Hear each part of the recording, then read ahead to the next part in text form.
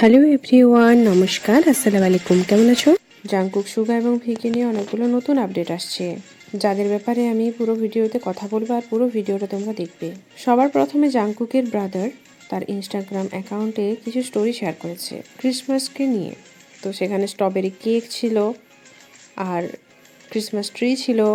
তো ফ্যান্সরা বলছে হয়তো জাংকুক তার ফ্যামিলির সাথে ক্রিসমাস সেলিব্রেট করছে। আর যেহেতু এখানে স্ট্রবেরি কেক রয়েছে, তো তোমরা সবাই জানো যে স্ট্রবেরি কেক কার সব থেকে বেশি পছন্দের। তো ইনডাইরেক্টলি সবাই এটাকে তেকুকের সাথে কানেক্ট করার চেষ্টা করছে।